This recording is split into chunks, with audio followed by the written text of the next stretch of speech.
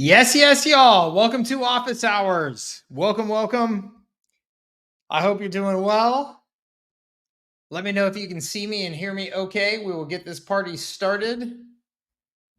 Welcome to a special Wednesday edition of Office Hours. Thank you for your flexibility in joining me today. I'm going on a trip tomorrow morning, and I will be gone for the duration of the week and weekend. So wanted to get our office hours in though.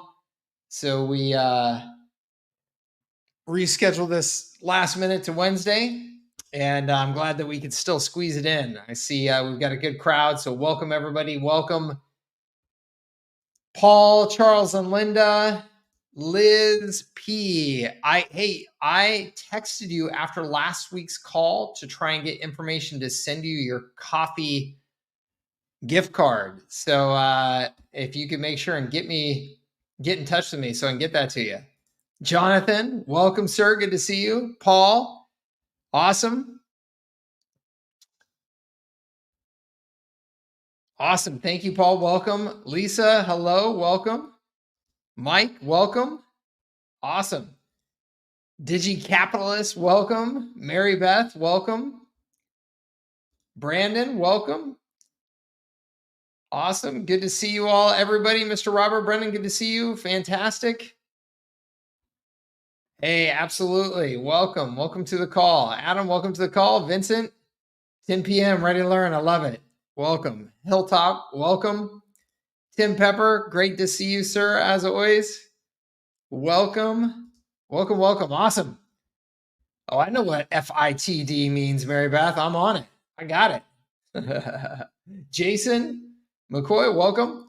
Awesome. All right, everybody, let's go ahead and get started. You know the routine here. Office hours is pure Q&A. I've got no agenda for you other than to try and help and answer questions. So if you've got any questions, you can go ahead and fire them into the comments. I will also put a link in here, and you can join me backstage on camera as well here. Or you can join me on stage, I should say. On camera. What's up, Andy? Andy says, yes, y'all.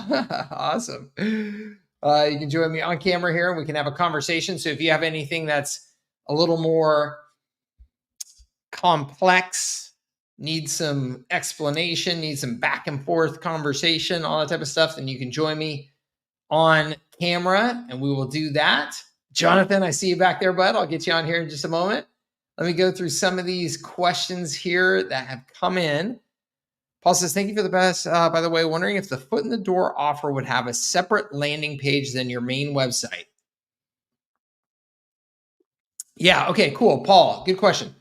So Paul is asking, if you're making a foot in the door offer, would you put it on a separate website or put it on your own website?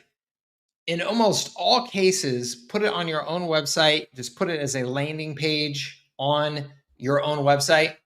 But, just like if you see all kinds of offers and stuff that we make at services@scale.com/X, right? Or it's, like right now we've got a bunch of, so this morning we just had our first of what I hope to be many of these. Here, I'll share my screen real quick.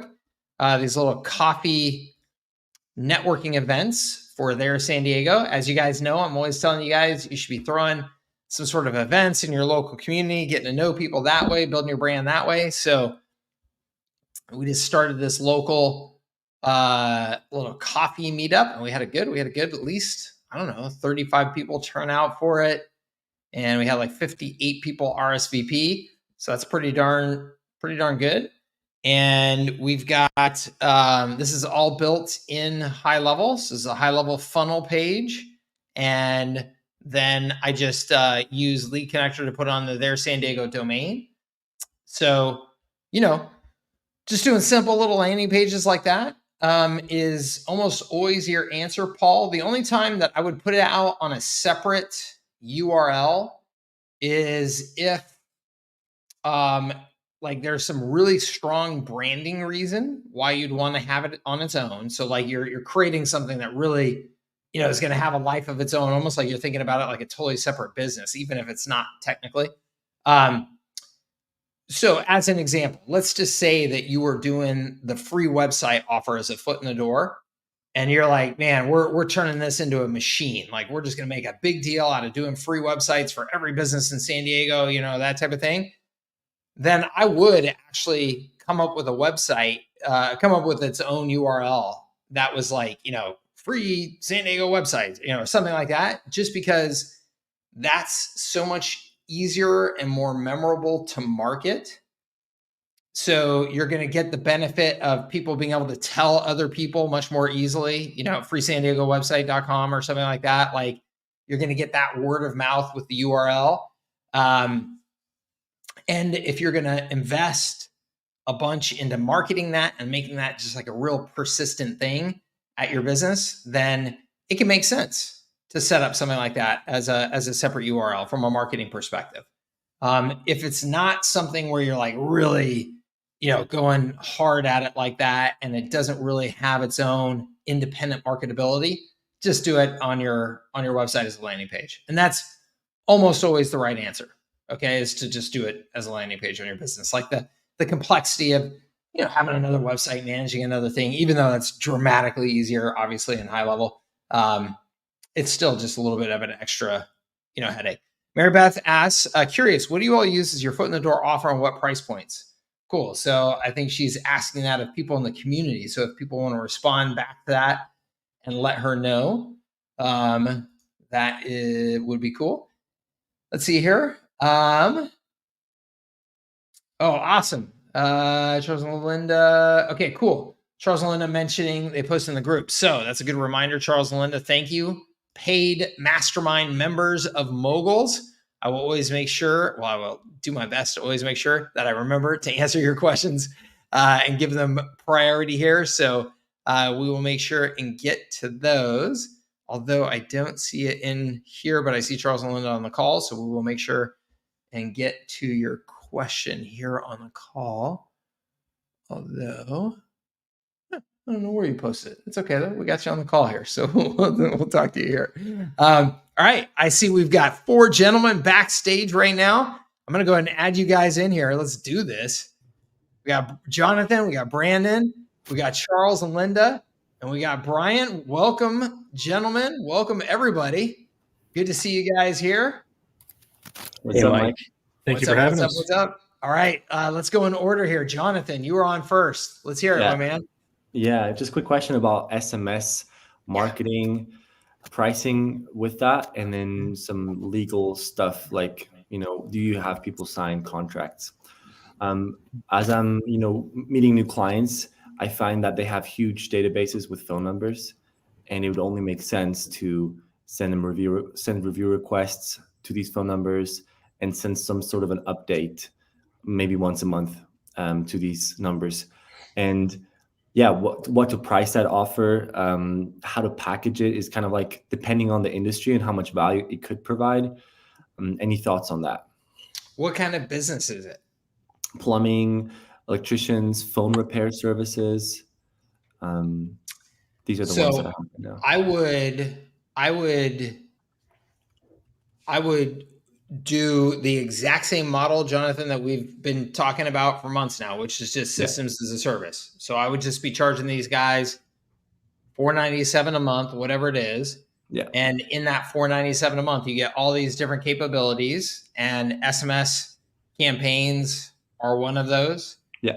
And you get this many credits. And if you go over that many credits, then you get charged this amount. I wouldn't change anything about the pricing just because it's different industries or anything like that, or the value of the customers. I know that there are people that teach that, like, oh, you're selling to a higher value customer, so you should try and get more money because they're getting more money out of it. My experience with that, and I always ask you to look around the business world whenever anybody is selling you a model like that and telling you, oh, you can make 10 times as much money if you price it for, just look around the world and show me the real successful business that's doing that. Yeah. And I'll wait. And, we can sit here wait, all you want, because my guess is that you won't find one. you may find somebody that says they're the real successful business doing that as they try to sell you their, system or training. But to actually Yeah. find a business that has grown beyond, anything where you publicly recognize it and see it's a real business, you won't Yeah. find a business doing that in the small business community. And there's all kinds of reasons why. Yeah. But I'm telling you, the best thing to do, set them up on a system. Here's all the capabilities of that system. Here's your price. Here's your price if we go over that many SMS messages. I do think with the businesses that you're talking about, SMS is a great way to continue to remind people of their services and offer like maybe seasonal checkups. If your plumbing, it's about to get freezing out, or your roof's got leaves from fall or whatever. Like those types of things are really good opportunities for those businesses. I would make sure that you just work with them to kind of scale it up a little bit gently. Yeah. Percentage of the audience, that type of thing, so you don't get some real blowback. Yeah. But I do think it's a great Yeah. opportunity for sure. And I think that you have a real opportunity in that market to design truly a system of campaigns for them, so that they don't have to think about, well, what should I send? Like if you put together the campaigns for them and just say, hey, we've got a system, all you got to do is turn it on. Yeah. I think that will be very, very attractive to that market. Yeah, I love that. And keeping it the same system for for everyone, the same price. And I'm right on there in the $497 a month range. Yeah. And it makes it really easy. Once I've set it up properly, I can just copy paste with the snapshot. It's just brilliant. And then would you let them do the sending or me? Because it's quite, I've been doing it for now, for just get them started, and the results are insane. So eventually I would love to have them do the stuff, but I don't want to I don't want them to break the system, if that makes sense. Yeah. So I think that, I mean, depending on exactly what you're doing, I would encourage you to think about how you can just make this almost 100% automated. Yeah. So I have actually a campaign, and it's in the resale snapshot, Jonathan. Yeah. So if you don't have that, just shoot me a message and I'll be happy to get it to you and make sure that it's the right one. But I have a structure where I show an automated campaign going out every month. Oh, wow. And so it's a workflow sequence where they go through the January workflow sequence, and then it drops them into the February workflow sequence, and it drops them into the March workflow sequence. So it just keeps on going. So I would encourage you to put something together like that in your system, so that when you bring on a new customer, you just drop all their contacts into that workflow, and then it just goes, and then it just starts over the next year, and that type of thing, right? So, and then anytime they're getting new contacts in, you just make it that a default for every new contact as they get dropped into that workflow.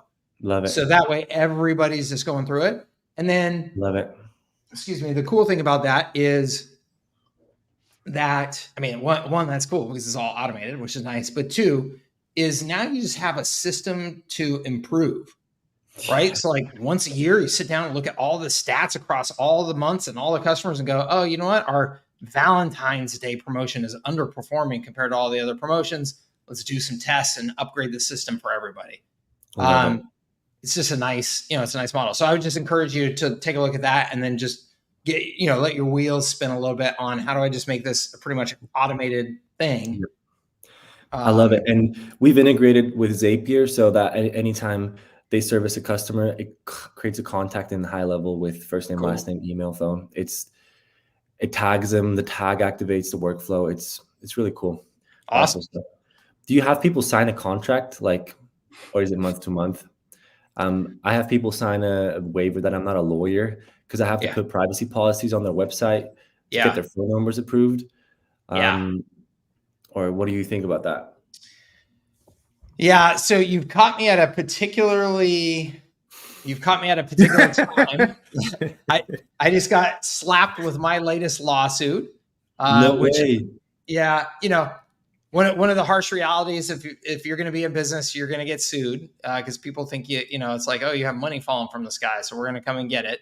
And I was going to tell everybody about this in my community anyway. It's an important warning for everybody to listen to. is that in California, they passed these digital privacy laws. Yeah. But the thing is, this actually applies to everybody because it's digital privacy laws in California, but California has enforced it such that they don't care where your business is, where your website is, or anything like that. If somebody in California accesses your website, the digital privacy law applies. They don't care if your website is and your business is actually based in New York or Europe or whatever, right? Yeah. So they have recently, I think it was at the end of last year, towards the very end of last year, somebody won a lawsuit against Sephora saying that Sephora was pixeling people, and that just by pixeling them in their agreement with Facebook and Google and all that type of stuff, that constituted a third-party sale of those people's data to Facebook and Google.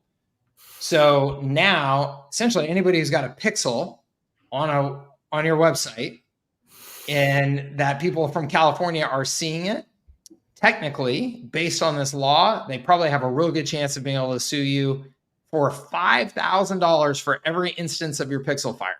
No way. Just freaking ridiculous, right? Yeah. So we are on the receiving end of one of those lovely lawsuits. And there's just a bunch of troll law firms now that they saw that case. And so they're literally they have a boilerplate letter and they're just firing it out to every business that they can saying, we have a victim. And this victim says they were pixeled by you. And so it's, it's brutal.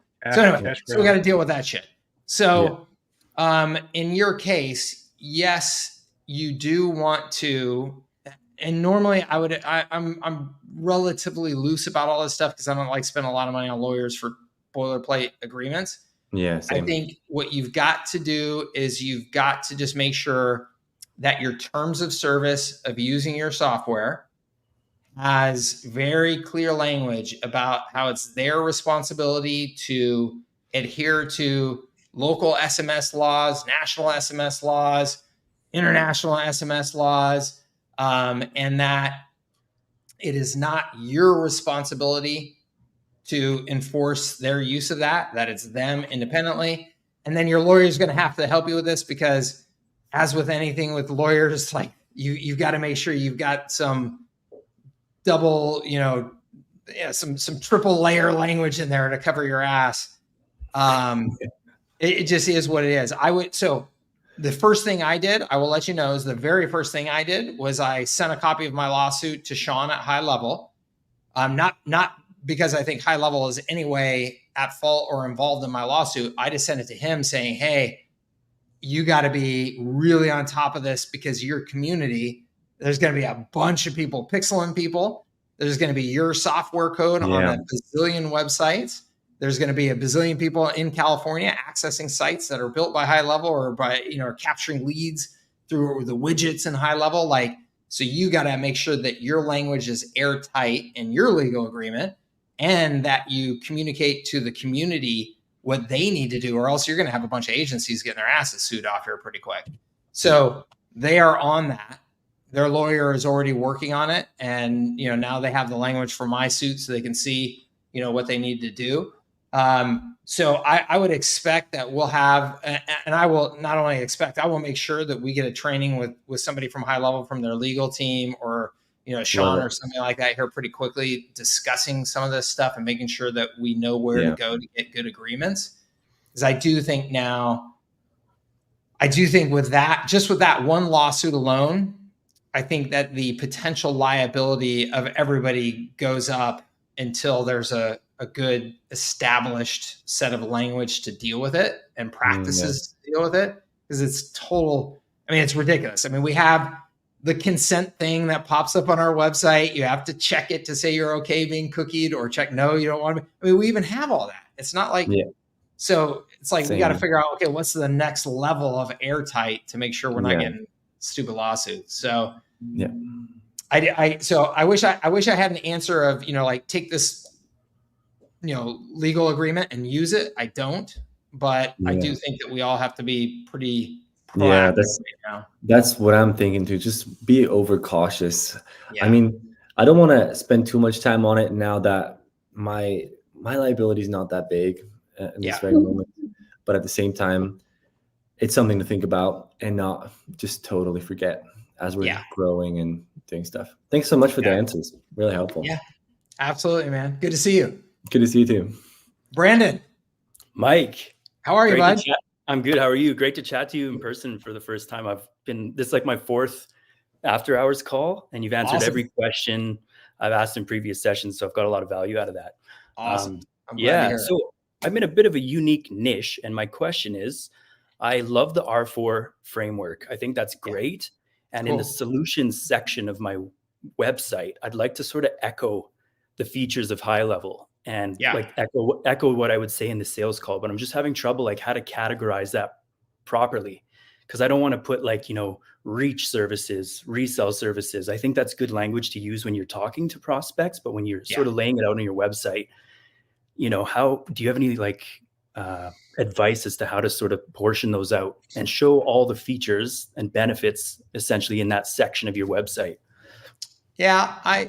So the only thing that I can do is just share what I've done. And whether or not it's the best thing in the world or not, but you're familiar with the package design worksheet, I would think. I'm not in the high leverage agency yet. When I'm going to upgrade my account, I'm definitely obviously going to use your affiliate link, but I have not access to that. Okay.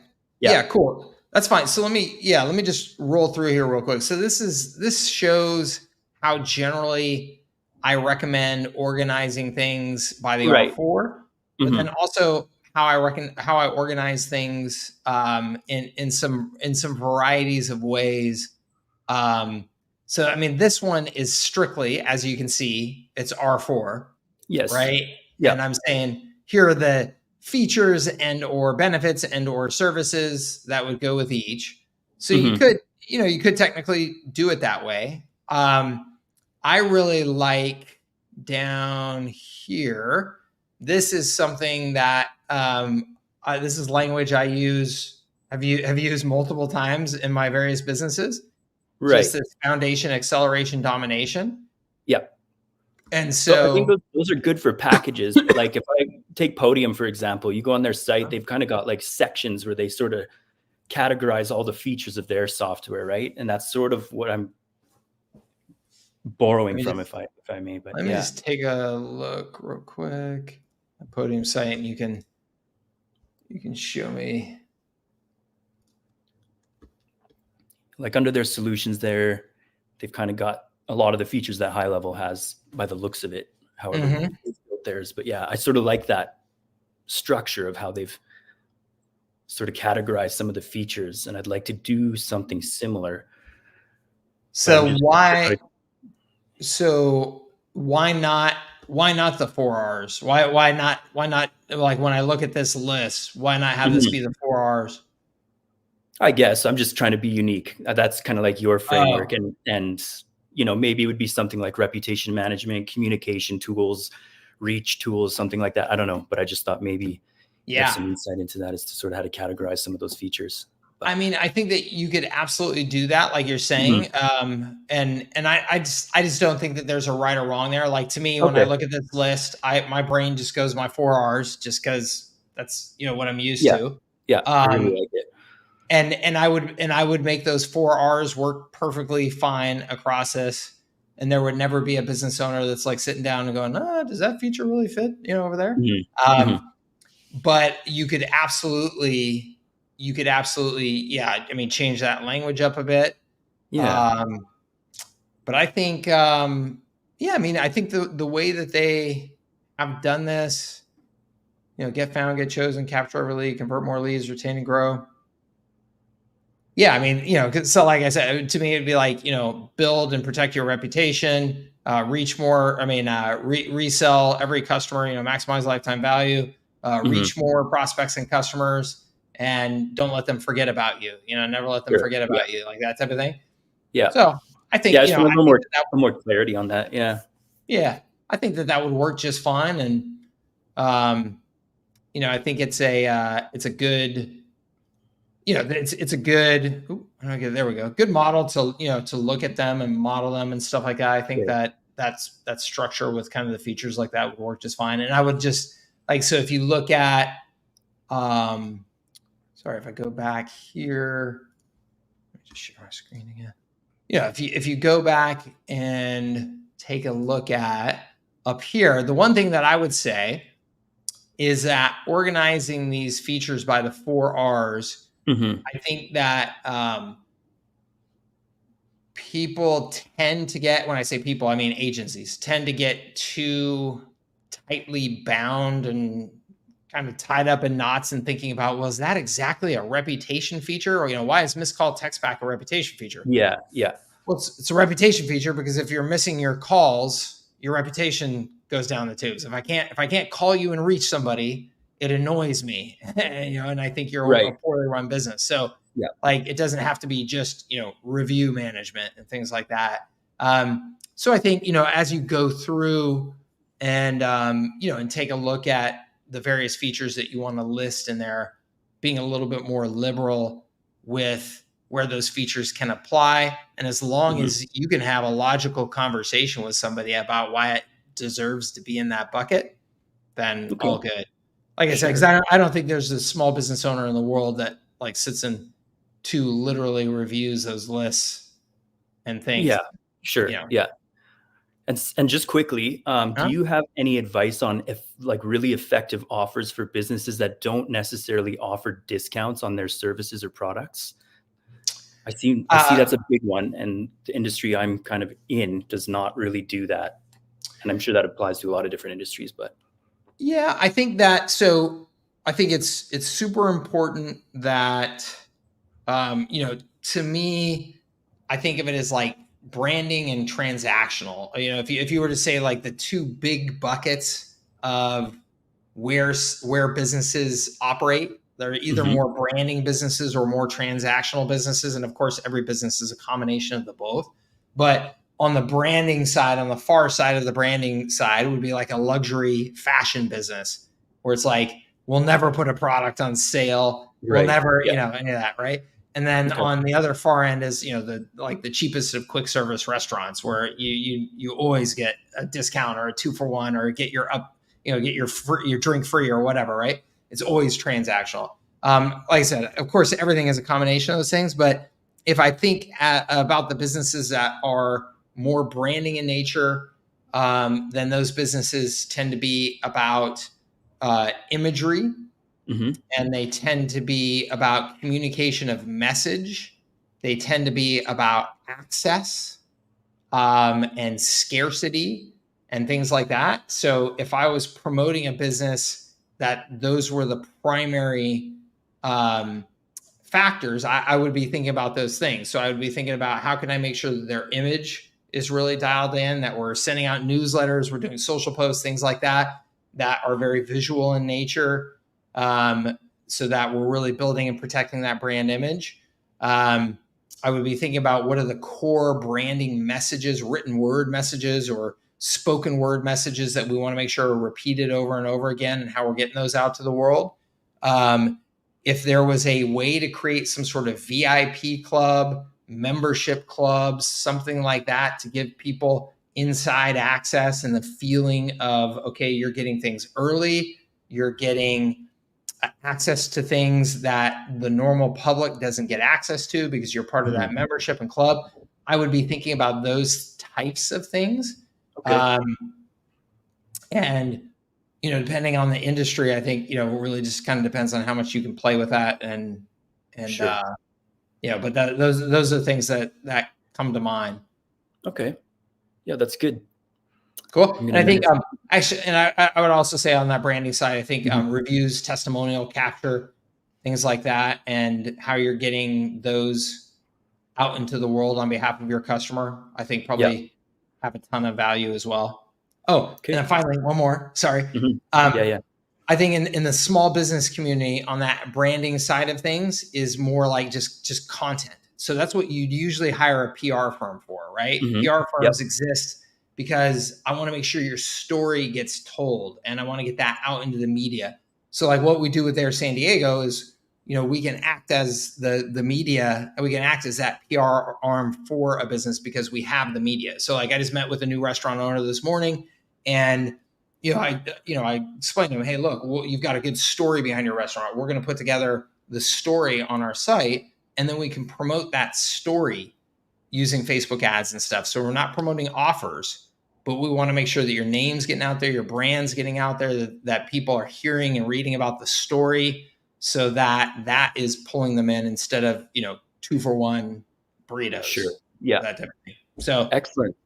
That type of service. Yeah. Hope that helps you. Yeah, I'm going to meditate on that and brainstorm a little bit. Thanks so much. Appreciate that. Yeah, okay. Absolutely. Thank you. It's great to see you. You too. All right. Let's see here. Next up was Charles and Linda. What's up, Charles and Linda? All right. There you go. How are you, sir? I'm doing well. As I tried to warn you, I'm calling in from the Casa RV on the Calm Ranch. So That's judgment. Awesome. No judgment. Good for you. We got guys working. Anyway, so I had a question about Perplexity, but now you got me my shorts in a bunch with this whole lawsuit crap. Is there any way I can just X out California from visiting my site? That'd be an easy answer. So actually what you can do, at least with Facebook, and Google has a process for it as well. But the challenge is going to be is that people are the lawyers is trying to sue us for every damn pixel and widget on the site, of course, because they're trying to just maximize their, that's a pixel or a widget with information associated with it. So we're going to sue you for that too. So Facebook and Google, of course, because they're such major targets for data privacy issues, have now, things that you can put in place. So it's with Facebook, it's called the limited data use. And it's essentially just a line of code that you put in your pixel where you can geographically say, hey, if somebody comes from this geographic code, we just don't pixel them, period. So you can just say, never pixel anything in California. Nice. So you can do that. You can do that with Google now. Of course, this is the stuff that never makes it out to the small businesses until years and years and years later, because we're not big enough targets to have a bunch of lawyers working for us. So, unfortunately, apparently I'm on the bleeding edge of just big enough to get sued, small enough to not have lawyers on staff to know what I should be doing. Lucky me. It also reminds me of what the Getty did. They kind of monetized and automated their illegal image use. Yeah. And we helped not a bunch. We helped 2 different customers get out of that. But that was just a pain in the ass. Anyway. I paid a shit ton of money to Getty. I know. Yeah. We won one. We got lucky. We won one. Nice. And then I think the other one was like $3,500, and we got it down to $750 for the customer. So they were still happy, but it was just a pain in the butt. I need to hire you to do that for me when I run into them. No, I just use ChatGPT now. Yeah. Exactly. Hey, so I do want to ask Perplexity. You were going to ask about Perplexity. Yes. So I've been playing around with it. I like it a lot. Thank you for sharing. And plus, whatever that new one was you shared last night with the automated salespeople, we're already signed up for the demo. That's awesome. Again, just my mind is going crazy with that stuff. So with Perplexity, though, what I did was this: when we're doing blogs, when we're doing our newsletter blogs, I always like to make my own internal links and external links. Yeah. So I was playing around with Perplexity, and I dropped in. I forget. I dropped in a question. Oh no, I don't know. I was trying to validate one of my statistics. Yeah. And the cool thing that I wasn't anticipating was when Perplexity returned the result, it basically had also cited 4 different places where it pulled this information from. And then for me, I got a 512K, not a 1 gig of RAM up here, but my little light bulb, my little LED went off, and it said, "Hey, this has potential for SEO purposes, possibly." I know it's still a young site, but it almost seems like it's on the level with like Wikipedia or even an EDU site or just an authoritative site if its result is based upon previously found published documents. Just thoughts on that. Yeah, I mean, I think it's probably way above my pay grade. Is probably the first thing, is what I think. But I guess the only comment I have on all of that is, yes, I think you're right that there's something very powerful to that. And 2, that I think the whole world of SEO and content and all of that is about to just get completely flipped upside down and rolled around, and Oh yeah. I mean, that's already happened. We're seeing AI SEO. We've tested a couple of platforms. One had a lot of promise, didn't really pan out. Another one looked pretty promising so far, and we're doing some beta testing with it and happy with the results. But my goodness, the biggest thing for me is traditionally we've always partnered with an SEO third party, right? We bring them in, and it's always a 30, 45 day, even a 60 day or longer spin up period, right? Because they're doing their analysis, they're doing this, they're doing that. With a couple of the SEO tools we looked at, it's almost like an overnight mask goes up, fixing all the, clearing all the obstacles and fixing all the, things on the website for the customer.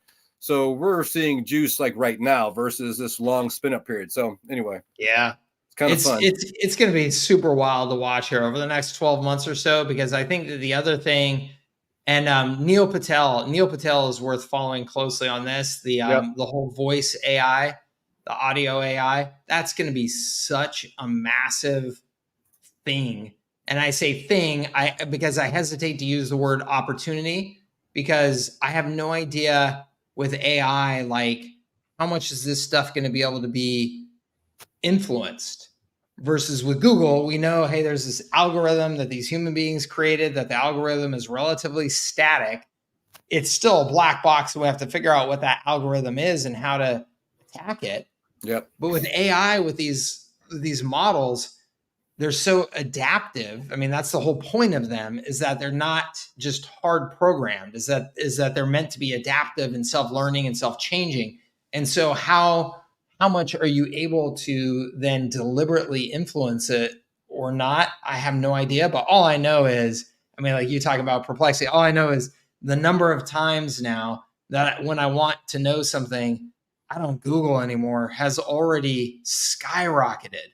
Yep. Right. I asked ChatGPT, I asked Perplexity, whatever it is.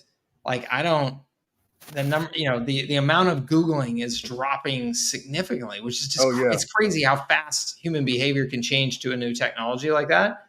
So I don't know, man, it's Wild West. It's exciting times. It's going to be fun to watch and ride along. It truly is. And I just need a little tiny piece of that cake just so that I can hit my goals. But exactly. Yeah, exactly. Well, hey, man, that was my question. Thank you for your time. We're 4 for 3 for customers so far. So nice. We're doing pretty good. But I defer the rest of my time to the gentleman, Brian Grant from California. I love it. Thank you, sir. Say hi to Linda. I'll do it. Take care. All right, you too. Brian, how are you, sir? I'm doing well. Good. How can I help you? Well, it cost me about 45 minutes this afternoon, because now I have to go refresh on my the LDU parameters for Facebook pixels. Yeah. So I was under the understanding, like you said it, there is some data that comes off the pixel, but not in there's certain data that won't. I'm not gonna extend that here. I don't want to get more anxiety over the whole thing. Yeah, and I am far from an expert at this point. Right. If we get to the point where I feel like we have some good knowledge to share with the community, I will definitely do it. But yeah, we're just wrapping our hands around it, because we thought we had everything set up correctly. I mean, yeah. And now we have a lawsuit. And by the way, super important lesson for anybody in business, right? Just because we had a lawsuit filed against us doesn't mean we did anything wrong at all. It's, people can file lawsuits in America willy-nilly all day long. Exactly. And it's, unless you can prove that the law firm was being intentionally malicious in filing the lawsuit, they can file all day long and have almost no repercussions to doing it. So, that's where we are. Is it all right to throw a little plug for the SBDC and some of their free resources that they offer to go for businesses and agencies? Yeah. So for those of you that are listening, the SBDC is connected with a small business association, funded by the government, by federal government, states, counties, and then some cities also participate in it. But you can find them. I'll drop the link in the YouTube chat. But find your local chapter. Get connected. It's slow. It's kind of the boring stuff of business, where they would be great at helping you set up a structured business plan, stuff like that. But they are also up to date on these things locally, where they're not lawyers. They can't provide you directly with legal advice, but they can, first of all, connect you with someone local, reputable, that works with businesses of your size, usually get you some preferred pricing on things like that. But overall, they can usually get you 85% of the way there anyways. And hey, here's what we're hearing, not legal advice, but take these actions. So that's a great resource for those of you that are starting out and getting don't have a whole lot of runway with cash flow and things like that to afford a lawyer. If the great Mike Cooch can't, if he doesn't have a lawyer on retainer, what are we supposed to do, right? As little guys. So good resource for everybody locally.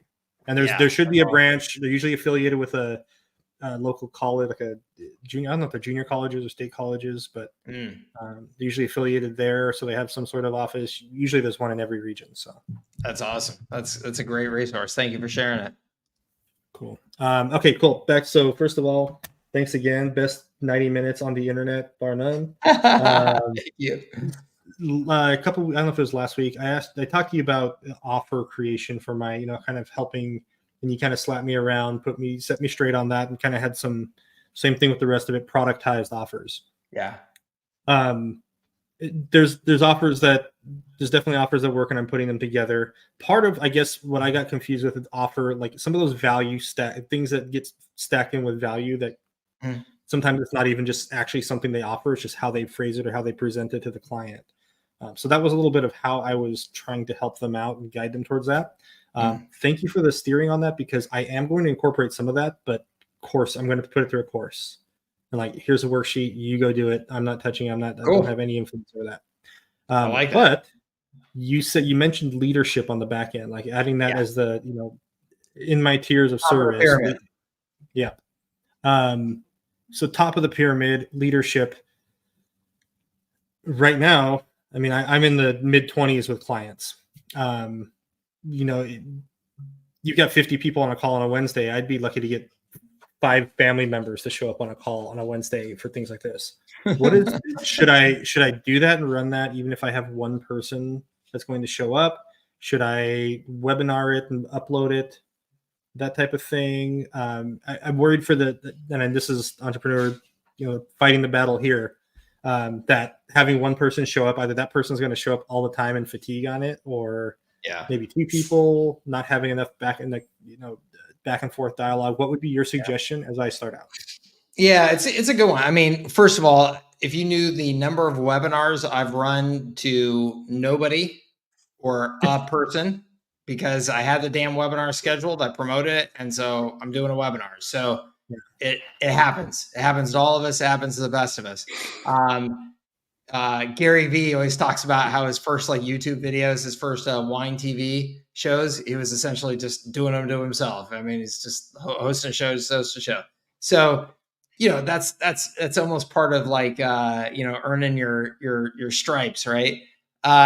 But obviously that's not something that we want to continue doing. We want to find a model that works. So I think a couple of things. One is that live is always the hardest. So yes, you're right. The fact, I feel incredibly fortunate that I can get 54 people here on a Wednesday. Whereas, some people aren't going to be able to get any, and then you look at, whatever brand name turned on their camera live right now, they'd have, 75,000 people on their thing. So, but for your particular audience, and so that's the first thing that I would ask is, what is the audience and what is the likelihood that you would ever get decent amounts of them live?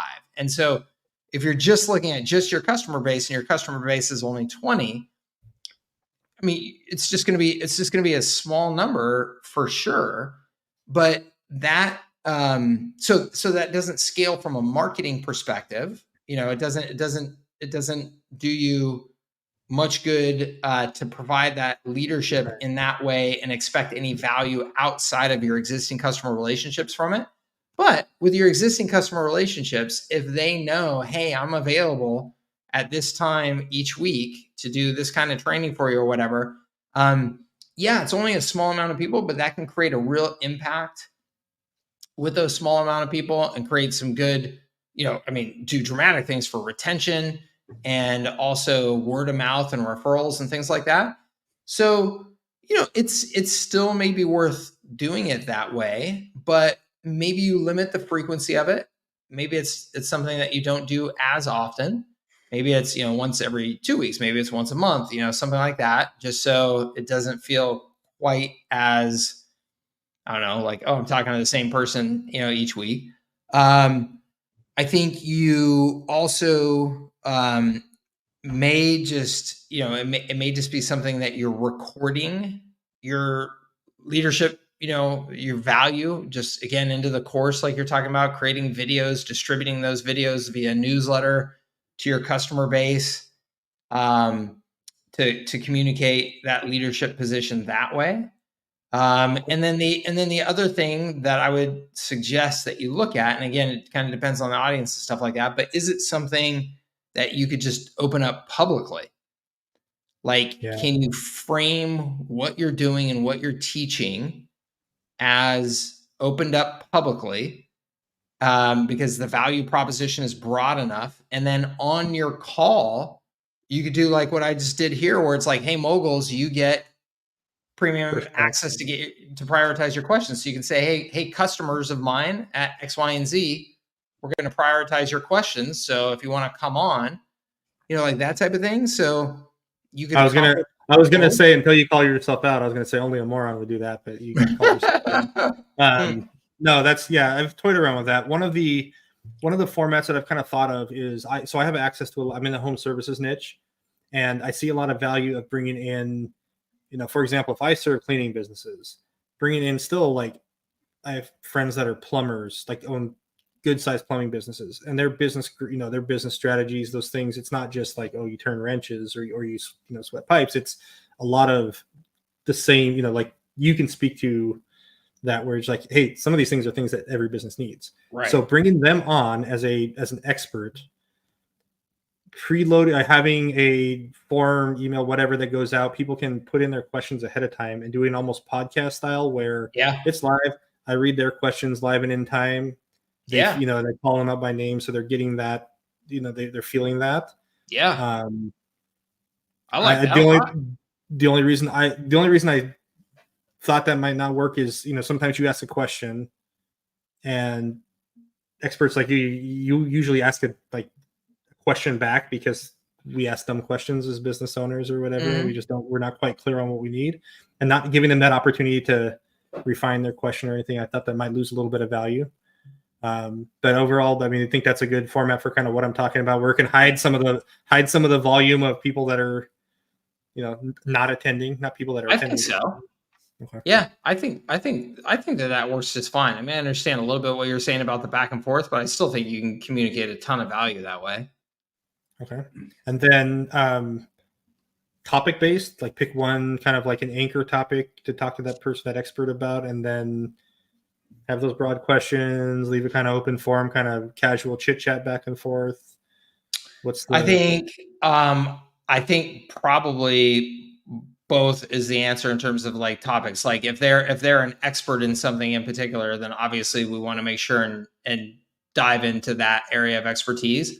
But I also think if you are getting questions submitted from people on each call, also having a window of opportunity to answer those more general questions would be good as well.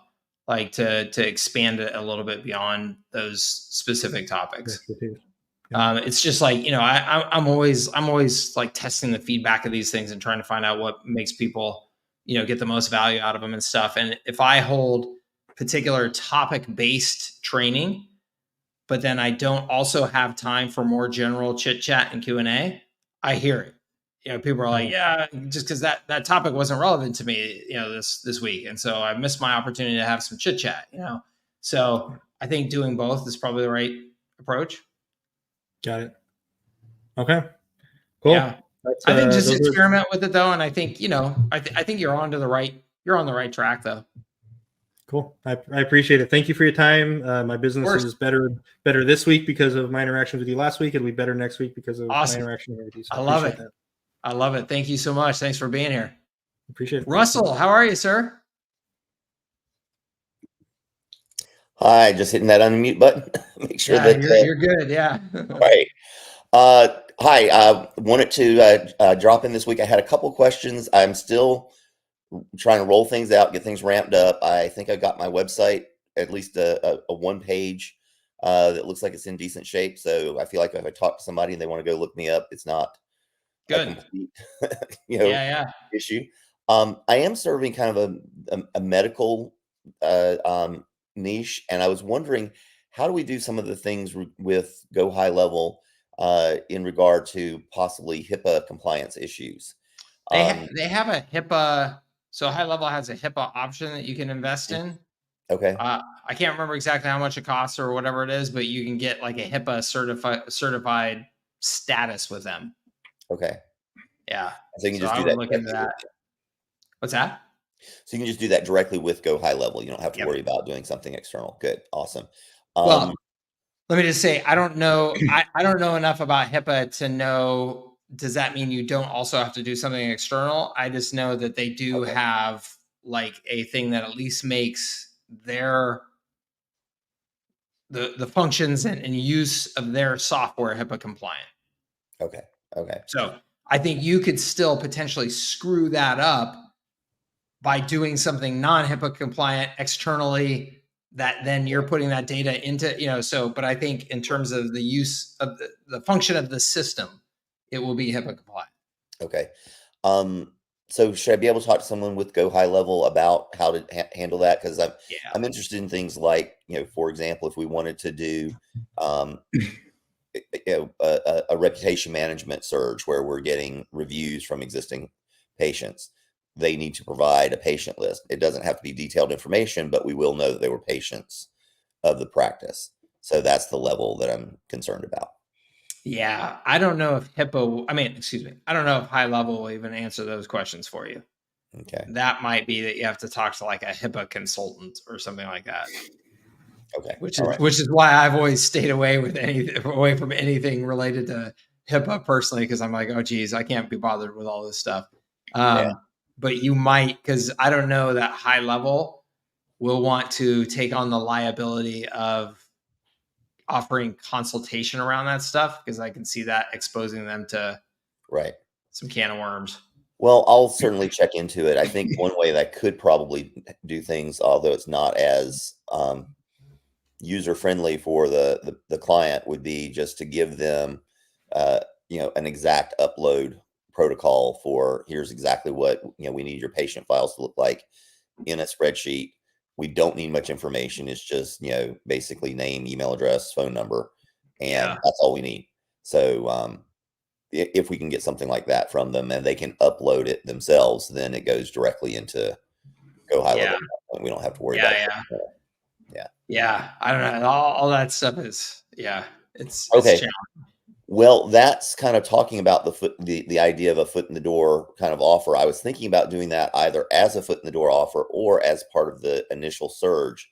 And that's the question I had for you in terms of, how do you set up these sales conversations? Do you actually position foot in the door offers as the first option, or do you set up the kind of surge to SaaS, and then if they start hemming and hawing enough about whatever, you fall back to a foot in the door offer? Both. Okay. That ideally, that's the way to grow your business. Is the answer is both. So, because the nice thing about foot in the door offers is they're very marketable. Surge to SaaS is not very marketable. So if you are marketing the foot in the door offers, you can get the response, and then you can use that response as your foot in the door to have the greater conversation about what you can offer. If you are, and you should also be marketing your overall value proposition of what you can do for businesses. That overall value proposition is by its nature more sophisticated, more complicated, going to result in a slower sales cycle because people need to get their hands around it and understand it. You're asking them to make a bigger commitment when they make a decision to go with more of a full suite of services and tools and things like that. So that's going to be a longer, slower sales cycle. But it's important that you are marketing both, because you don't want businesses to just see your foot in the door offers and think that that's the limit of what you do. Right. You want them to understand that there's more than just that little one trick pony, right? So when you are marketing your overall value proposition, you're also going to get prospects that come to you and talk to you for that overall value proposition. They don't care about the foot in the door, right? If I'm a business owner as an example, let's just say I've been running a real estate brokerage, and I've got 50 agents working for me, and for the last 7 years, I've been cobbling together these various marketing tools, and I've had 4 different agencies over that time period, and I'm not happy with any of them, but I'm getting some results in all these areas and all that stuff, but it's a big hodgepodge of a mess. And then I see Mike out there talking about how, hey, we can help you integrate this suite of complete business marketing systems to bring more automation, more marketing effectiveness to your business and all that stuff. And that person is going to resonate with that message versus just a free website, right? The free website to that person is like, I don't give a shit. I've already got a website. I've got 50 agents running around. I've got different problems. I need what you're talking about, that integration and automation and all that stuff. So different people are going to respond to different messages. So you're going to get prospects that are coming to you with that message. And yes, you're going to be in a full sales conversation with them. And sometimes you're going to have to back away from that because there's some roadblock that's preventing the sale of that full thing at the time. Right. As an example, it can just be very often just the friction of not having enough information to be clear even on what they're buying and how long it's going to take. And here's what I mean by that. The audit concept I first started using when I had my IT management company. And the reason why is I would go sell IT management to a small business. And let's say it was a 30-person architecture firm. And that architecture firm would want to hire us, but they wouldn't even know really what their current IT infrastructure was. What was the state of the licenses of the software that they had on all of their employees' computers? Like they didn't even have real good detailed information about all of that. So when they would want to hire us, and we would want to do it, but then they would say, well, how much does it cost? And we go, well, shit, we don't know exactly because you can't even tell us what you have. So in order for us to solve that problem, we would back up and we'd say, look, let's do an audit first and we can get to know each other. What we're going to do is we're going to use our team and our tools to find out exactly what technology you have. What is the state of all of that technology? Are you legally licensed? Do you need to do this? Do you need to do that? We'll put that all together in a pretty audit report for you. And then if you decide to work with us for the management services, we'll credit the cost of that audit into your bill for the management services. So it's almost like it's no risk. If you decide that you want to go work with somebody else, now you have this audit report that you paid for so that you can go to that new somebody else and say, hey, look, here's this audit, tells you exactly what we have. We need to manage it. Can you manage it? And how much does it cost? So you're going to be in a good spot either way, Mr. Business Owner.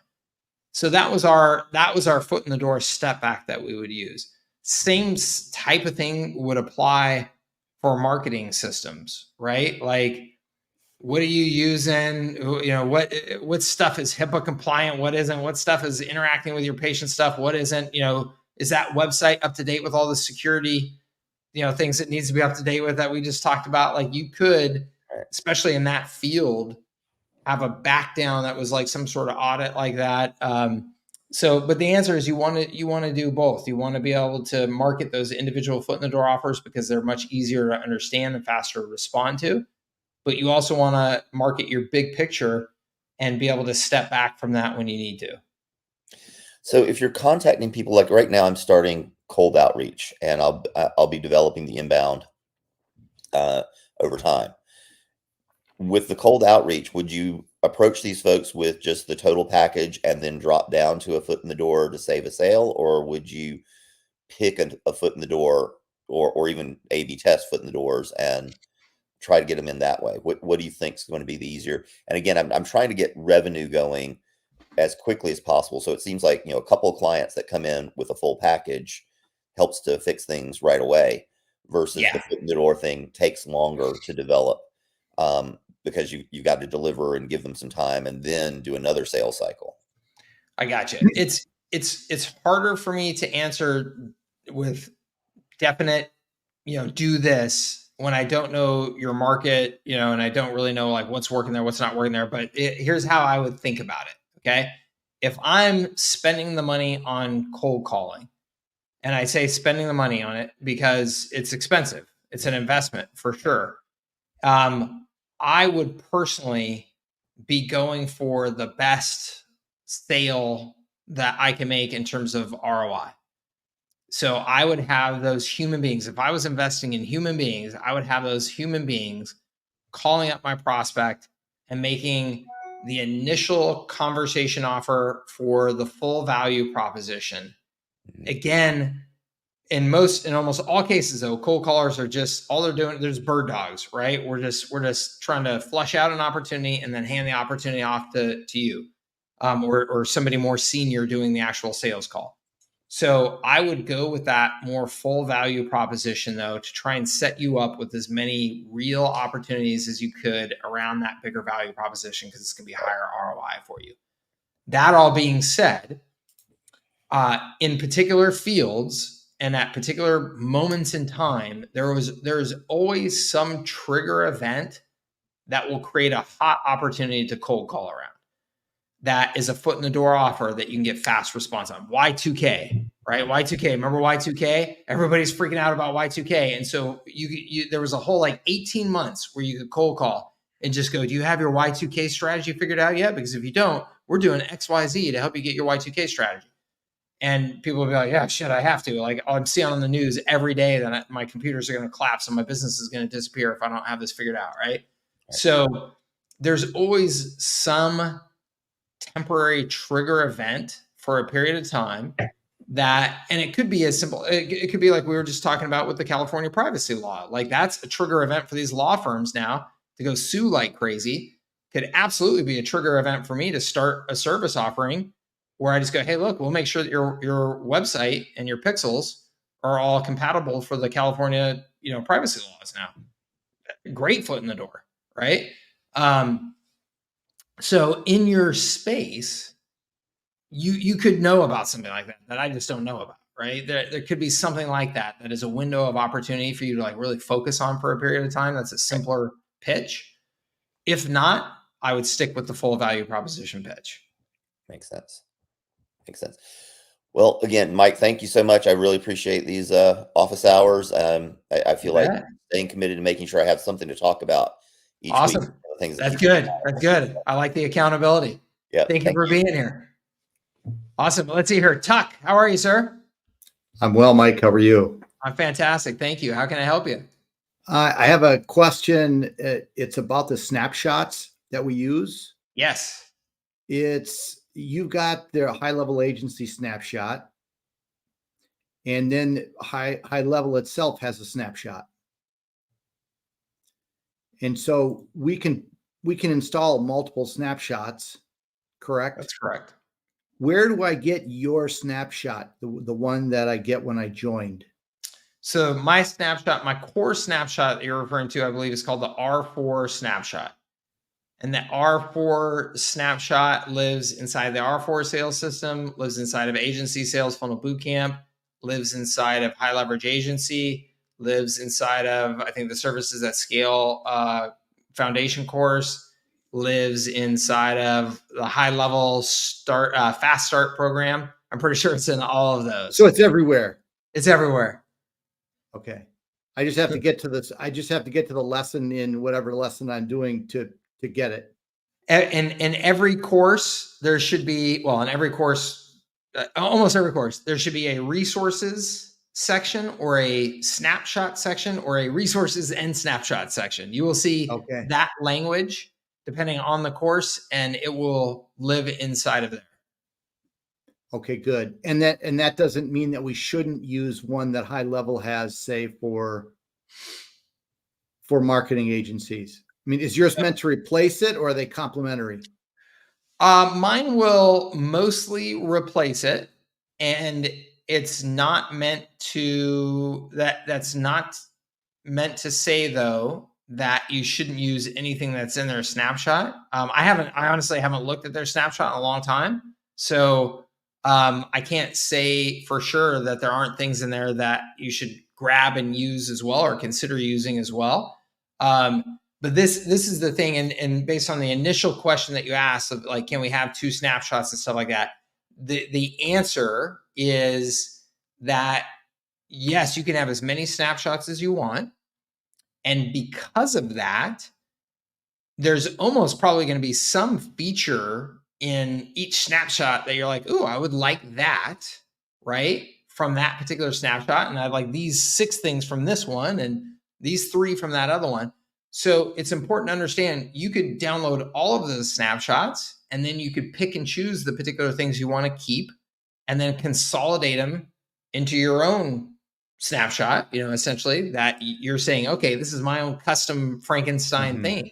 So, which then results in the really, really, really important conversation around be thoughtful when you download a snapshot, have a dummy sub account, just a little test. I call it sandbox. Sandbox is where you go and play and you don't worry if you mess things up. So have an empty sub account, download the snapshot into that sub account, look at it, understand it, understand these are the things I would like to keep. If it's something that you want to keep, make sure you know exactly how it's named, because naming in snapshots is how assets are identified. So you want to make sure that, okay, I'm going to delete all of these other things, but I'm going to keep these 6 things. So I got to make sure I know the names. Where do I find them and what are the names so I can make sure I'm grabbing those things that I need. And do that thoughtfully for each snapshot you download, one at a time. So you download that one snapshot. And do it all in your sandbox first. Yep. And then bring it into your business. Exactly. So, and the great thing is now with snapshots is you can copy the individual assets from snapshots much more easily now than you could before. Okay. So you could say, hey, I really like these 5 email campaigns. Let's just go ahead and copy those into my other account. Right. Versus that type of stuff used to be much harder to do. Now it's easier. So you just want to be thoughtful about it. You want to go through and understand them. And then if you see features, and 15 different snapshots, but you want to collect those features and make your own thing, that's what you should absolutely be doing. And so similarly, if you're going to build a snapshot for a vertical, that then you can just make a sandbox for that vertical. Correct. And start building that snapshot and use that as your master. That's exactly right. So if you look at my accounts in HighLevel, I have a sub account that's called the R4 snapshot. And that's the account that I take a picture of to give the snapshot to you. So you will build up your assets into a sub account. And that's exactly, you have the right mindset, Tuck, that you should keep that one like clean. Like this is my perfect template that if I signed up a new customer in this space today and I said, I want to give you all the firepower I can right out of the gate, boom, and make sure it's organized and, all that stuff, drop it in there. That's your snapshot sub account for that niche. And you want to keep that thing clean and tight and organized and just move stuff into it when you're sure you want that stuff in there. Perfect. Great. That was really helpful. Thank you. Awesome. You bet. Thank you for being here. Robert, how are you, sir? Oh, you're on mute. Yeah, I got it. Awesome. How's it going? It's going good, Mike. Mine won't be that long. It's just a quick question. Sure. It's in regards to the foot in the door, giving a website, and then you recommend maybe charging for hosting and maintenance. And, yes. Obviously $97, right? Yep. So I know you mentioned, okay, let's do website hosting. We could do minor edits to the site, maybe, for as maintenance and so forth. You mentioned call tracking, the web chat. My question, I guess, to you is in regards to the call tracking number and the web chat, obviously messages are going to be coming in through. So I would be giving them access to the conversation side of HighLevel. Mm-hmm. And does $97 do it justice in regards to the messages cost? No, and so I think that's similar to what Jason McCoy is asking here as well. So the way that you want to structure that, free website plus super hosting package is that they get access to all of that, but you use the credits limits built into the SaaS capability of HighLevel to limit, hey, with that $97, you get up to whatever it is, 1,000 messages. And then once you go beyond 1,000 messages, you start paying more per message at these rates. So you want to build in the boundaries of that package using the SaaS manager capabilities of HighLevel so that the billing automatically scales as they scale the usage of the system. And so when Jason's asking the same thing, essentially, he's saying, hey, wait, do I give them all those goodies for the 97? You absolutely could, Jason. And I recommend, for simplicity's sake, that you give them all kinds of features, because if they start using those features, they're ultimately going to have to upgrade to the 297, right, Jason? Or right, Robert? Because the usage is going to cause the billing to scale up, because they're paying for email, they're paying for text, they're paying for phone, all that type of stuff. So the billing is going to start to scale up, and it's going to make sense for them to just upgrade to a new 297 package. Okay. So in regards to the 97, and you mentioned 1,000 messages, what are we looking at in regards to charges there? I mean, is that like $25 or something for 1,000 messages or something? Oh, well, that's totally here. Hold on. Let me go. And I guess that comes in line with, what do you recommend as the markup on the rebilling? So I recommend three times minimum as a markup. That gives you 67% margins. So you want to multiply your cost times 3. That's how you get to 67% margins. If you can get 4 times, then that's fantastic as well. But anything 3 and up, I think that you have to look at your, I'm not sharing the right tab. Hold on here. You have to look at, what your competition is in the marketplace and stuff like that, and just make sure that your pricing isn't completely out of control. But right, you set up the boundaries in the plan. So Robert, if you go here, this is inside of the SaaS configurator, and you go right here to pricing. And so let's say it's our $97 a month. And so there's multiple ways that you can put boundaries around your service package in terms of usage. You could say, well, this package only one person can access, or no, I can make it so 3 people can access it. But that's a boundary that you can put. So if somebody wants to use, I want 5 people on my team to be able to access this. Okay, well, then that's our 297 plan. And then the other way, contacts. So you can say you can have up to 300 contacts in the system, or 500 contacts, or whatever you want to do. So those are very, very common and popular ways in the software business to scale up your service packages, right? Mm-hmm. So that's your first set of boundaries that you can put in place right there, which is amazing. And then features. So this is more what Jason was asking about, was like, well, which features do I include? I mean, honestly, the way I look at it is you can include just about every damn thing in here, except for maybe the most sophisticated features: memberships, funnels, workflows, affiliate manager, communities. Like, you can leave those things out, but if you put pretty much all of the other core features of HighLevel as being accessible, even in your base package, to me, that's awesome. You're just giving people a fantastic value proposition. It's not like you're getting ripped off, because if you build your structure of your plans correctly, then right here, you can start saying, okay, well, I'm going to give them, out of that $95 or $97, I'm going to give them $15 in credit. And actually, I'm going to do 10, because I'll show you why here in a second, just to keep this easy. I'm going to do $10 of credits every month. Now, when they sign up for my 297 package, maybe I'm going to make that $50 in credits. So the price to them went up 3 times, but they got 5 times the number of credits. So that's a way of kind of luring them into, hey, just go to our 297 plan. And then over here on the rebilling, I can say, okay, I'm going to go ahead and make this markup 3 times, or I can make it 5 times. I can do whatever I want, but let's just say I make it 3 times. And then you can see the reason why I chose $10 to use as the example. If you look right here, HighLevel tells you that $10 will give you around 240 calls, 390 inbound calls, 420 text segments.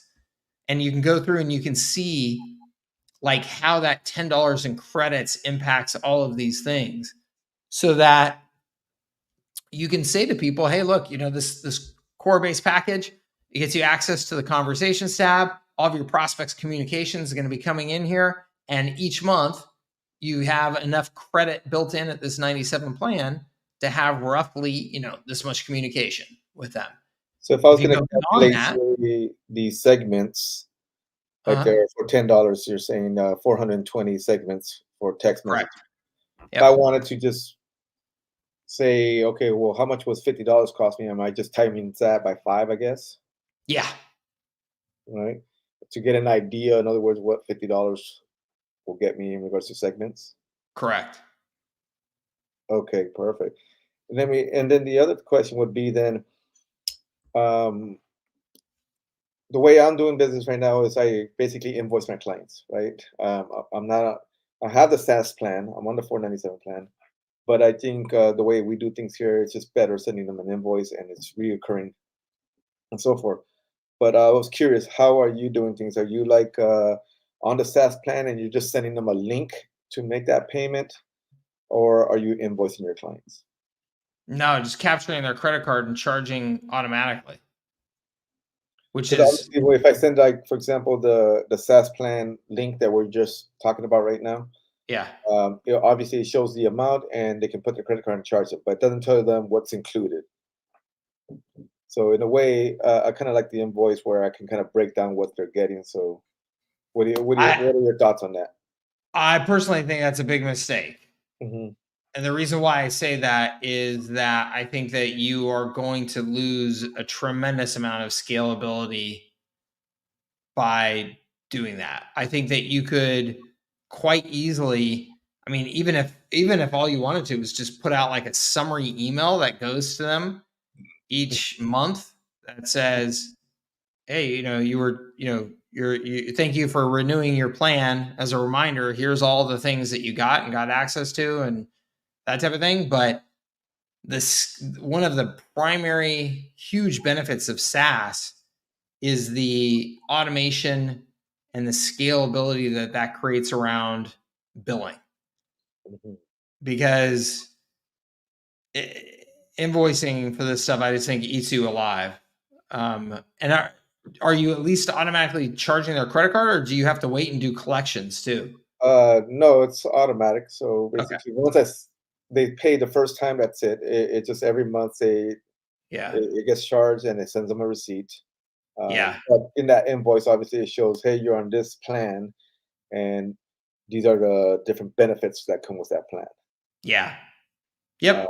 So I would just schedule a regular just kind of email to go out to them automatically, like that personally. But I just think you have to take full advantage of the billing capabilities of the SaaS manager, or I just think you're missing out on a ton of scalability opportunity.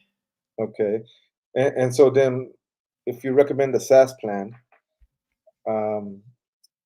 we do a lot of in-person sales or online, and I make the sale. Basically, in this case, I can send them the link to the SaaS for payment. Is that how you're doing it? Or are you saying, hey, go to my website and sign up there? Both. And we'll just, we'll just do it like on a call with them. Like one of our more successful sales processes, if we're just on a call with somebody to close it, we'll just like essentially, hey, just here's a URL. Just go ahead and pull this up right now. We can even share the screen. We'll do a Zoom, and I'll go ahead and hand the screen share over to you so that we can see and make sure you're doing it all correctly. Just go ahead and pull up your screen right now. Yep. Choose that package. Yep. Choose those things. Yep. Put in your credit card right there. Great. Yeah. I just saw it come through. All set. Okay. Keeping it as simple as possible. Perfect. I like that. All right. Perfect. Great. Thanks, Mike. I appreciate your help. Yeah, absolutely. Good to see you. Thanks for being here. Kyle, my man. What's up? What's up, Mike? It looks very cold wherever you are. Yeah, it's chilly. It's minus 25. Pretty fun. It's pretty fun. That's brutal. Cool. Well, I got a real quick like a rookie question, and you may have already actually answered it. Anyways, I've been, hopping a bit on the Google business site deprecation thing. And so I've been sending out, some cold outreach stuff. And anyways, I've just basically, the offer is, hey, I see your site's built on Google business sites, which means it won't work anymore in March. Want me to design you a new one at no cost? If you like the design, we can chat next steps. Cheers. And then I got a few people who are just like, how much would you charge? And so I'm just on here to basically defer to you and just ask, what would you say? Because I don't generally, we don't like, most of my business isn't from making websites, but I just figure it's pretty like low hanging fruit. So yeah, I just thought I'd see how would you answer the question? What would you charge? What would you charge? Okay, hold on. So is it a restaurant? Is that what we're talking about? Restaurants and bars? Yep. They're all restaurants that have built their site on Google business sites. Okay. And so you are going to build them a new website. Yeah. And you are pitching this as a way for you to make money from the website, Kyle, or are you pitching this as a foot in the door to get them onto HighLevel? It's more of a foot in the door. Okay. If it was a foot in the door, I would respond back with normally a custom website design is, whatever, $1,500, $2,500, whatever you want to say. And then say, but we are offering a opportunity right now where the website will actually cost you nothing for us to build and launch if you are signed up for our X services. And I would keep that simple so that we're not overcomplicating the message too much. So just like our hosting service, then we'll actually, build the website and launch it for you at no cost. So I would consider testing that.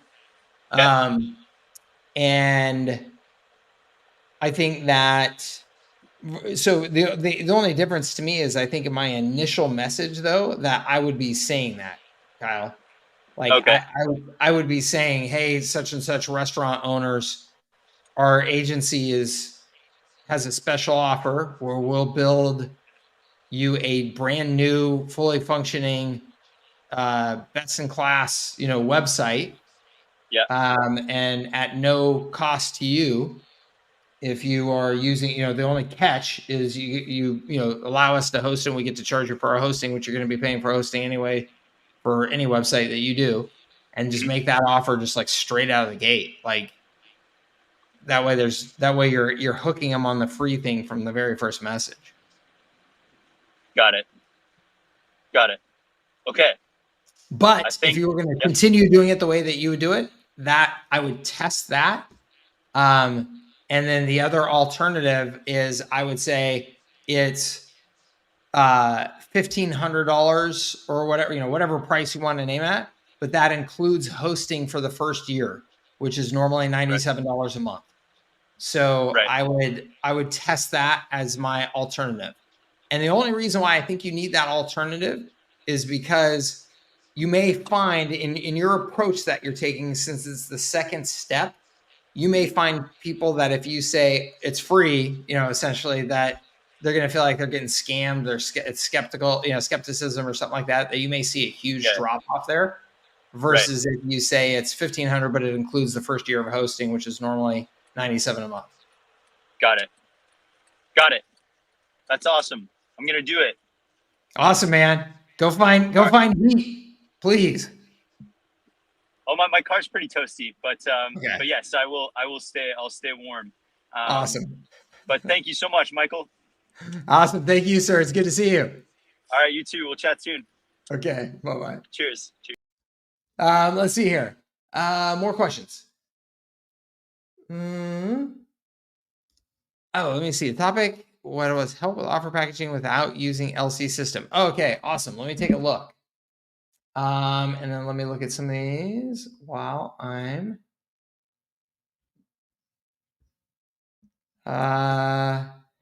Going for electricians in the UK, what is your thoughts on the home services niche using HighLevel? Oh, I think it's fantastic, Adam. I think it's a very, very big opportunity. And I think that you just have to make it as easy as humanly possible for them, because they're not a real sophisticated technology group. So I just think that you want to, just do everything that you can to keep your service design super simple. And you may even want to like offer management services. So not just provide the system, but actually manage the system for them. I think that that's a potentially a really good opportunity in that market.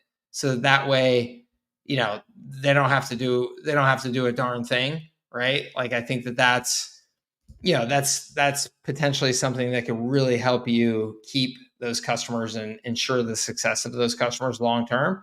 Because my biggest fear in markets like that is if you try and do too much and expect too much of them, I think that you're gonna see a lot of churn. Like, a lot of those guys are just gonna be like, I don't have time for this, right? Like, this is not my thing. Let's see here. Okay. So let's go back to, here we go, this tab right here. And all right. So I hope I'm saying, is it Lourdes? Am I saying that right? I hope I'm not butchering it too bad, but can anyone please help me come up with a good offer package without any LC system?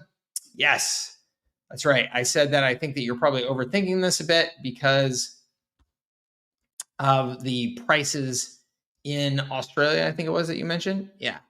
So I guess I'm overthinking due to the US dollar exchange rates. I plan to bill my customers from Australian dollars, and the current exchange rate is 1 to 1.5, which can go up. Then the LC rate for Australia is 0.0515. The exchange rate is something I have to take into account because I'm not billing my customers in US dollars. To put my business on the safe side, I have to forecast this year's exchange rate as 1 to 2, which means that I will have to multiply all costs by 2. I need to plan my offer correctly, so I'm not just earning a decent profit, but also making sure it won't feel overpriced for Australian customers. I plan to use course of a survey. Okay. Here are my calculations. Basic 297 or 497 includes 1,500 SMS with 1 to 3 members. Calculations, LC phone system expenses, 1,500 SMS times 0.0515 equals 77.25. And you're charging 297. Profit 597. Okay, so let's just whip out my handy dandy calculator and say 77 divided by 297 equals 26%. So you've got 74% gross margins on that base plan. And then 154 divided by 597, around the same. Yeah. So, I mean, those are really good gross margins. So I don't think that you have any problem with that at all. I think that the second part of your question, the AU 597 a month might feel overpriced for Australian small businesses. Well, so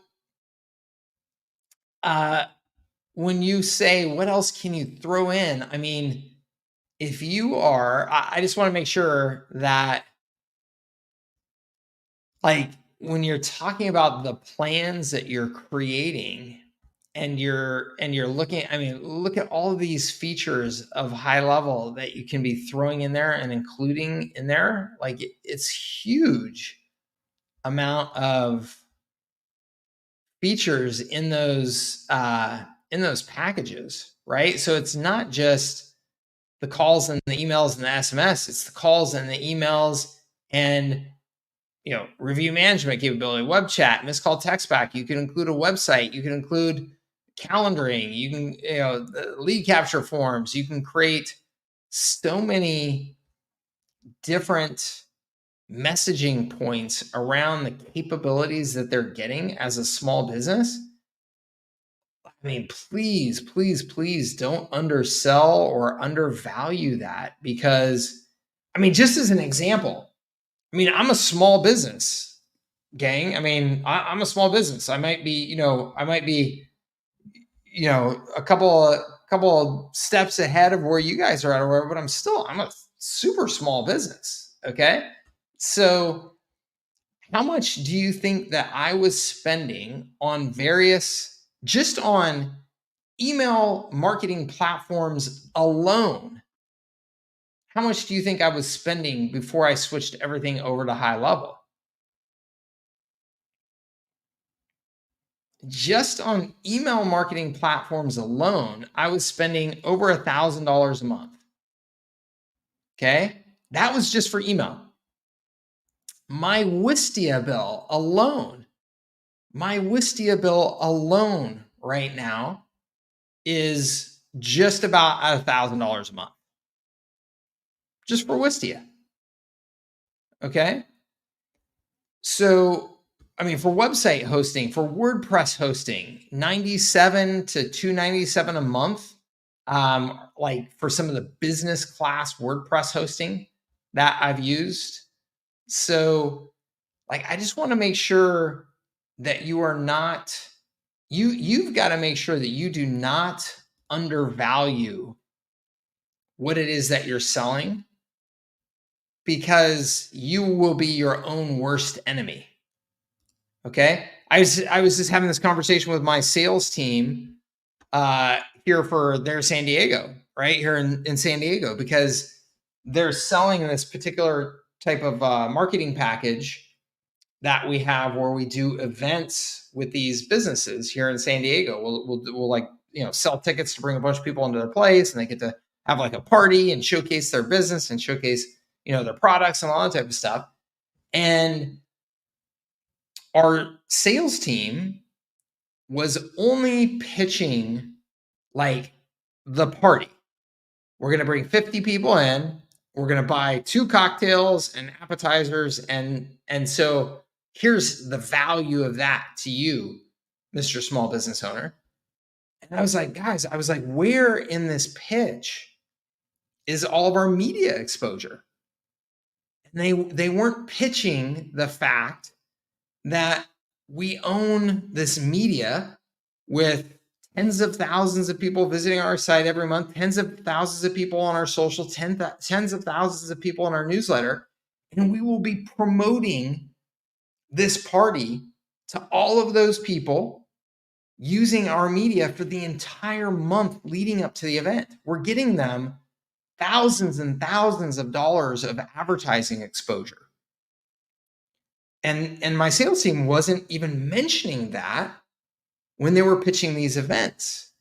I was like, whoa, I was like, you guys are like way undervaluing your pitch. And so the pushback you're getting when you're negotiating with these small business owners it's clear the pushback that you're getting, they're not valuing it because you're not valuing it. It's the same thing with all of these features of HighLevel. Like you've got to sell yourself on the value of all this stuff. And maybe you need to go and look around at like, okay, all these individual tools, if I were to cobble them together as a small business, how much would that cost me? It's way more, right? It's way more. You've also got to think like $597 a month. $597 a month. I mean, most small business owners, I mean, they're paying more than that just for their cell phone bill each month. And my cell phone bill is more than that each month. Like, so again, you've got to sell everything that's happening in this, and you've got to make sure that you're sold first. Because if you don't have the conviction of what you're selling, you can't expect your prospect to have the conviction. Okay, yes, awesome. So you've got to make sure that you completely are bought in on the value of everything that you're providing. Okay. Now, I will add, though, on top of this, is that this is why the systems approach, instead of just the tools approach, is so valuable. Okay. And so what I mean by that is, if you look at it just as tools, and somebody goes, well, I could sign up for, this, for HubSpot, and I could sign up for this and that and that, and this, and that, and then I would have all these features, whatever. If somebody could look at just the tools and go, here's a comparable offer that will cost me less, then okay. But you're selling a commodity when you're doing that, which puts you in a bad position. You never want to sell a commodity. Tools are a commodity. Software is a commodity. HighLevel, there's tens of thousands of agencies around the world that all have access to HighLevel. So you don't want to sell just that. You want to make sure that you're selling the system. And so when I say the system, in case you're not, real familiar with how I approach things, and I got YouTube videos out there and all this stuff, right, explaining this, but tools are the base layer. On top of that is assets. And what do I mean by assets? I mean, you've created landing page templates for them. You've created campaigns, follow-up campaigns that work. You've created birthday marketing campaigns, anniversary marketing campaigns, content that rolls out every month, whatever it is, because you have built something on top of the tools that you've loaded into your snapshot. That is a part of your pitch. Think of the value of that as a small business owner. If I'm running a pizza shop or whatever it is, you can give me all the tools in the world. I don't have time to sit down and mess around with all those tools. But if you tell me that you have a system that's built on top of tools, but also includes these best practice campaigns that help get new pizza buyers and turn one buyer into 3 referrals and upsell them, on an average of 25% per order and all that type of stuff. Now that system is magic, right? Because now it's like, it really does have this like done for me feeling of, I don't have to sit down and use these tools to try and build a house. I don't know how to build a house. I say this all the time. Like, you can give me all the tools to build a house. I don't know how to build a house, right? But if you give somebody you give me the house, right? Hold on one second here. My daughter on her way from school. Then I'll buy it. I'm interested. The tools don't do me any good. So, to some degree, you want to give them the house, right? You want to say, hey, look, I've already built the whole system for you on top of these tools. That's cool. Well, good for Australia. But my point is still the same. Awesome. I hope that helps you. Sorry, guys, let me just make sure. Okay, cool. Yeah. Sorry, yes, go for it. Okay. Let's see here. What time do we got? Okay, I'm just about out of time here, guys. That's awesome, Adam. So true. Okay, good. Awesome. I'm glad to hear it. I saw some guys can charge up to 10 to 15K a month with SaaS as a service. Really want to know how I can create some offer like that. Well, yeah, you can. Okay. So this is a great question. All right. And yes, can you sell 10 to 15K plus per month? 10 to 15K per month plus with SaaS plus service. Okay. And I really want to know how I can create some offer like that. Okay. Here's my answer to that. And I'm sorry, this may sound mean or disrespectful or something like that. It is not meant to at all. I'm just trying to be honest with you here. Is that if you are asking me how you can create some sort of offer like that, and you plan on charging somebody 10 to 15K a month, you almost certainly should not be even attempting to create some sort of offer like that, because you will fall flat on your face. And I say this not knowing you at all, not knowing you, not knowing your experience. But if you have valuable experience that is worth, and knowledge that is worth 10 to 15K a month, I would think you would already know that. And so to package that up is pretty darn easy. You would say, here's, I am a very, very skilled and experienced lead generation person. And I am going to charge you 10 to 15K a month to do lead generation for you. We're also going to use all these tools. The SaaS platform is included in it. And you have to have a budget of at least $50,000 a month for ad spend. Well, then sure, charge me 10 to 15K a month all day long, because that's how much it would cost me. It's cheaper than it would cost me to build out my internal lead generation team. So that seems like a fair deal. But like I said, if you had that knowledge and expertise and experience, you would already know that.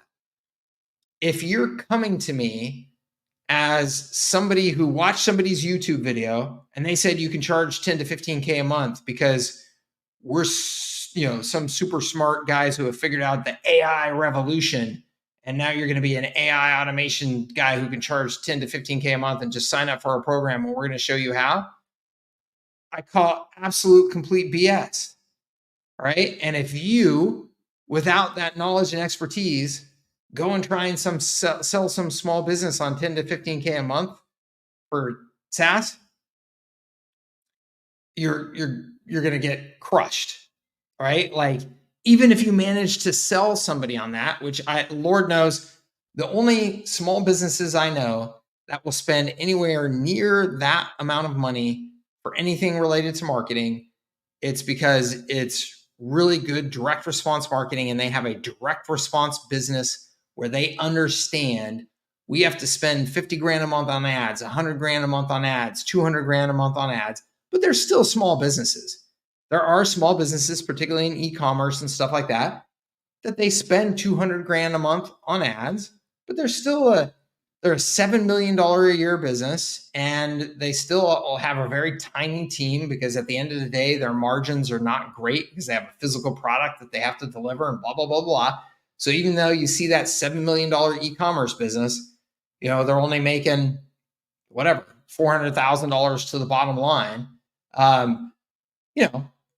But they're spending $3 million, $2 million a year on ads, right? So will they spend 15 grand a month on somebody to manage their ads? Yes, absolutely. But I can't think of any service that any typical small business is going to spend 10 to 15K a month on at all. And if they do, they'll probably spend that much money for like 1 month and then fire you, because they don't have that money to spend. So 10 to 15K a month, you better be selling to bigger businesses.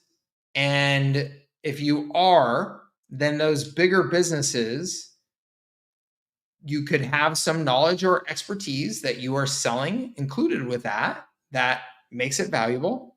But like I said, you should already know that. I'm not going to teach you. There's nothing for me to teach you that you're going to go and do that.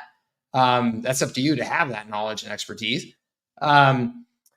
Or you're selling to a business that is big enough that just on the usage alone, they are going to spend that kind of money, right? There are businesses out there that spend $15,000 a month, $20,000 a month, $40,000 a month just on text messaging, email, and phone calls, right? You add up those bills and they're spending 25 grand a month on those things alone.